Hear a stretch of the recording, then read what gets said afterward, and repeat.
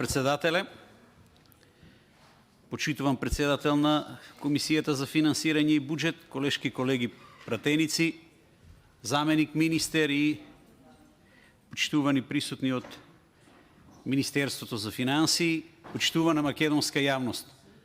Дозволете ми на самиот почеток да изразам искрено сочувство за загубата на човечките животи, девојчето Вања и господинот Панче.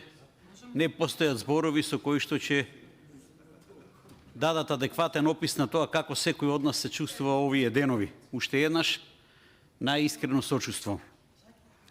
Предлог буџет на Република Македонија за 2024 година или како со многу пари да не се испорачаат резултати.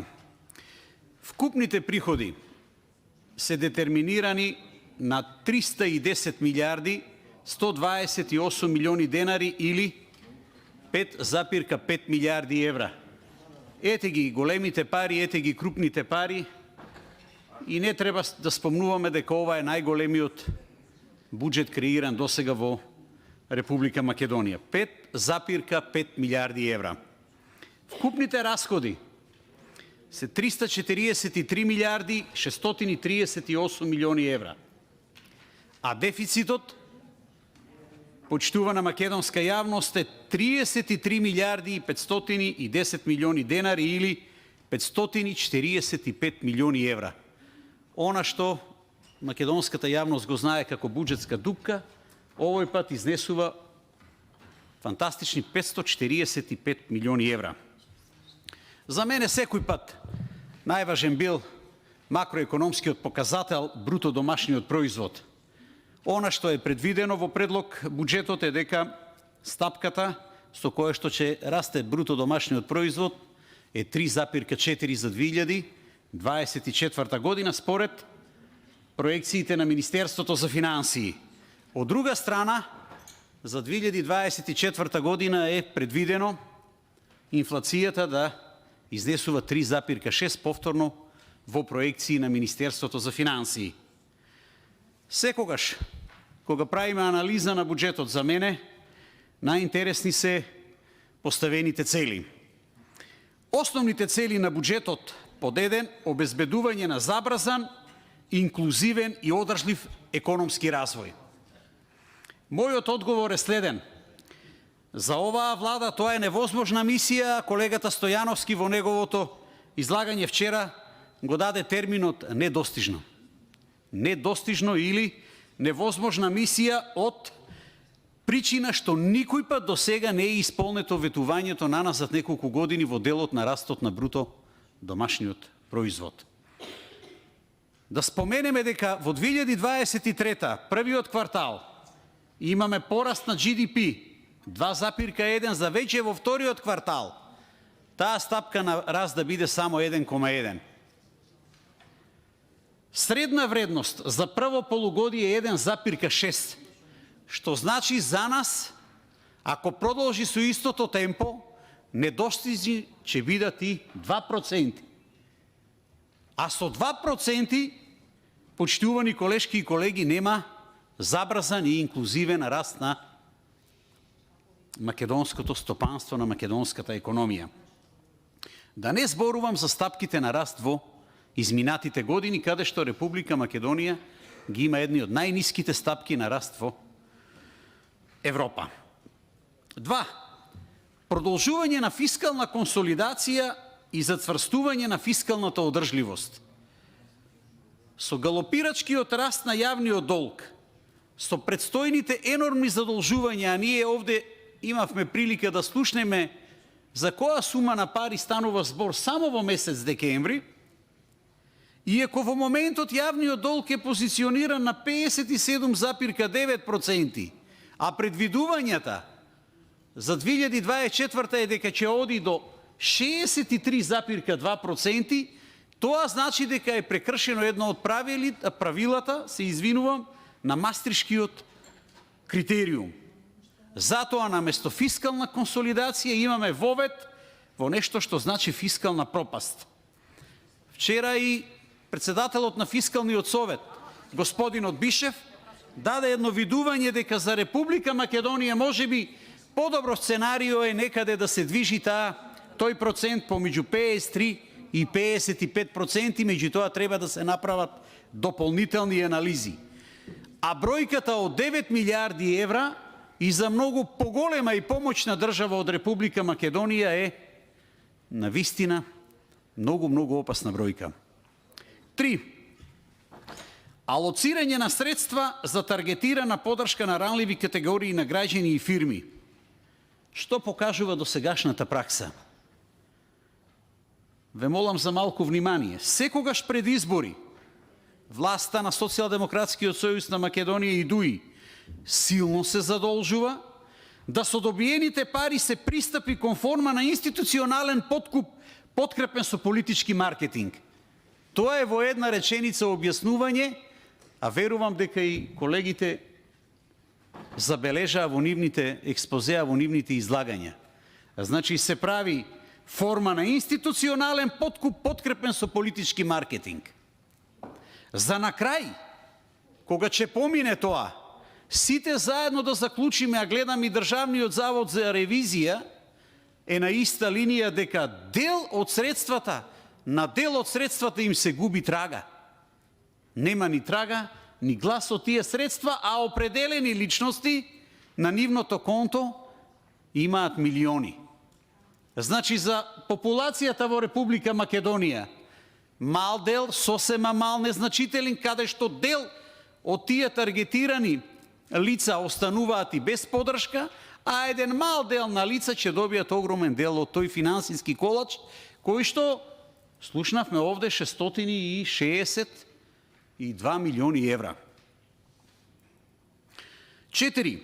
Забрзување на европските интеграции и интензивирање на конвергенцијата на Република Македонија во Европската Унија. Последниот извештај на Европската комисија за напредокот на Република Македонија е најлошиот извештај во историјата на Република Македонија. Од 31 поглавие, 9 беа оценети со 0, 9 беа оценети со 1. И тоа фактички представува едно ремек дело во наводници на оние кои што постојано зборуваат за европски пат и за Европска Унија. На каков начин го прочитаа овој извештај, мене ми е жал што ние не можевме повеќе да дискутираме на таа тема. Од 31 поглавие 9 нули, 9 единици, ова не е бинарен систем, почитувани колешки и колеги. 5. Обезбедување финансии за обврските кои произлегуваат од членството во НАТО. Се надевам дека можеби овде, во овој дел ќе се на некој начин даде една мала позитива да се достигне она што значи таргет, исполнување на тие критериуми со членството во НАТО. И сега, за да биде уште полошо, понатаму се вели: предложениот буџет за 2024 година се темели на определбата за обезбедување услови за забрзан, инклузивен и одржлив економски развој преку ефективно, ефикасно и транспарентно управување со јавните финансии. Мојот коментар е следен. Главниот услов во изминатите 7 години е исполнет. Македонскиот народ дозволи да потрошите 25 милиарди евра. За да денеска ние повторно на хартија ставиме дека ние дополнително ќе дефинираме нови услови и критериуми кои што доправа треба да се исполнат. Со 25 милиарди евра можеа многу да се обезбедат и услови и критериуми. И денеска да не зборуваме за обезбедување на било какви критериуми и услови, туку да зборуваме за богато општество со богати граѓани на Република Македонија. Зашто се потрошија 25 милиарди евра, ако ние одново и одново зборуваме за креирање на услови? Понатаму стои: Продолжуваме и во текот на 2024 година со подршка на економијата, со инвестиции во приоритетните инфраструктурни проекти, редизајнирање на структурата на јавните финансии преку зголемено учество на капитални расходи. И одма да кажам, се мисли на патна инфраструктура, железничка инфраструктура, гасоводна мрежа. Мораме да погледнеме, да видиме кои се тие проекти кои што постојано одново и одново се спомнуваат. Дел од тие проекти беа започнати од претходната влада на ВМРО ДПМНЕ. Останаа незавршени. Патна инфраструктура Ранковце Крива Паланка, Клучка Дреново, Градско Прилеп, Делница Тетово Гостивар, Требениште Струга Чафасан. Железничка инфраструктура Коридор 8, делот кон Бугарија, 30 години стои. 30 години. Во делот на таа железничка инфраструктура, доволно е да кажеме дека возовите не одат во денешно време. Значи, возовите не одат. И цело време едно те исто ние само че вршиме еден препис. Истото, погледнете ги, предлог буџетите за изминатите години, истото ова стои тука со по една реченица, почитувани мои колешки и колеги. За гасоводна мрежа воопште дали треба и да почнеме да зборуваме. Јас сосем накратко ќе се задржам на оно што го кажа премиерот Ковачевски, одговарајќи на пратеничко прашање. Премиерот секој пат одговара со напади врз ВМРО ДПМНЕ и тоа е сето во ред и тоа е, нели, дозволено. Меѓутоа да се пофали што инвестиции во неговите 2 години, не зборува за годините на неговиот претходник, со инвестиции некаде во вредност од 1 милијарда евра. Дали при тоа мисли на парите кои што се припеи дадени за Бехтел и Енка или за производство на електроавтомобили во зоната во Тетово? За така наречените невидливи инвестиции, зашто точно се мисли во таа 1 милијарда евра со кое што премиерот Ковачевски се обиде да се пофали? За тоа што нема ниту почеток на работа кај Бехтел и Енка, ниту па почеток на работни активности за изградба на фабрика, кое што така бомбастично по неколку пати одново и одново беа најавени.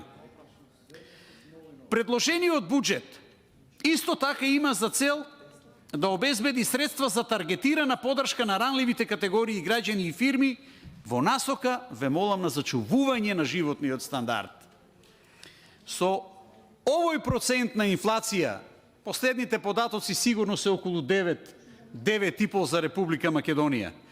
Огромен процент на сива економија, јас би рекол 33% од GDP-а, колегата Здравко Трајанов вчера кажа некаде до 40%. Криминал во највисоките ешалони на власта, а за корупцијата да не зборуваме, тоа е видлива постојано. 500.000 лица живеат на граница на сиромаштија. Што да зачуваме? Кој животен стандард ние треба да го зачуваме? Со сите овие показатели што ги наведав, далеко од зачувување на било каков степен на животен стандард. Во контекст на ЕУ интеграциите стои усогласување на нашето законодавство со европското, подршка за развој на приватниот сектор, меѓу другото зелена и дигитална трансформација. Во држава во која за да извадиш еден документ, треба неколку дена да изгубиш и по неколку пати да одиш од шалтер на шалтер, не може да стане збор за никаква дигитална трансформација. Исто така, уште еден дел ми остави впечаток, буџетирање базирано на резултати. Кои се тоа резултати на врз кои треба да се темели буџетирањето, освен таа силна, снажна бројка од 25 милиони евра потрошени народни пари, без ниту еден јасно видлив инфраструктурен проект. Без ниту еден јасно видлив проектиран, изграден, завршен инфраструктурен проект во изминатите Ајде, не 7 години, ама 6,5 години, како што кажа колешката Дафина. План за забрзан раст 2022-2026 е поставен на 4 столба и ќе има клучна улога за растот на економијата и создавање на нови работни места. Неговите крајни цели е дефинирано дека се зголемување на инвестициите, забрзување на растот. Ве молам, зголемување на стапките на среднорочен раст на 5% годишен раст. А само пред неколку минути овде кажавме дека во првото полугодие од 2023 година ние имаме стапка на раст од 1,6%. Невозможна мисија не изгледа оваа стапка на раст од 5%. Се што е без 5 и над 5% стапка на раст на бруто домашниот производ нас не води во забрзан економски развој. Сега овие 2% нас не изгледаат како фактички да ништо не се работи, економијата стои, а сето тоа се одразува врз животниот стандард на македонските граѓани. Сосем на крај. Едно кратко резиме. Седми пат поред владата на Социјалдемократскиот сојуз на Македонија и ДУИ креира буџет. Буџетот расте 5,5 милиарди евра за 2024 година. За жал, од другата страна расте и сиромаштијата. Недостасуваат основните критериуми за достоинствен живот, храна, лекови, облика, затоплување. Ќе го искористам терминот на колегата Здравко од вчерашниот ден, од вчерашната расправа. Драматично намалена куповната моќ. Драматично намалена куповната моќ на македонскиот граѓанин. Бруто домашниот производ пер капито по глава на жител во Македонија е со раст од 20%, додека другите земји во истиот период раст имаат од некаде 50%.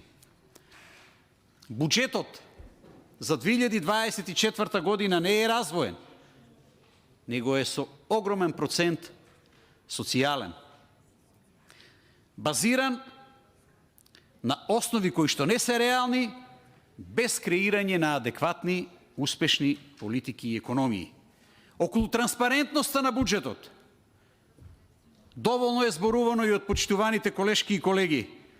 Дали е тој транспарентен, најдобро знаат и здруженијата, синдикати и сите оние кои што на некој начин беа заобиколени и на кои што оваа власт сега се обидува да воспостави контакт од кога документот е веќе влезен во собраниска процедура. За популизмот е многу зборувано, едноставно задоволување на огромниот, ненаситен апетит на власта во еден предизборен период за дополнителен глас повеќе. 620 милиони евра и сума сумарум на крајот. Да заклучам дека на младиот човек, а и на поголемиот дел од македонските граѓани, гледајќи го сето ова што се случува, бегството од државата, заминувањето, вадењето карта во еден правец му е најприфатлив избор. Она што е позитивно, она што е добро, дека се наближуваат престојни председателски парламентарни избори, со промената на власта, ребаланс на буџет, креирање на адекватни економски политики за подобро утре за секој македонски граѓани. Ви благодарам. Ви благодарам и на вас.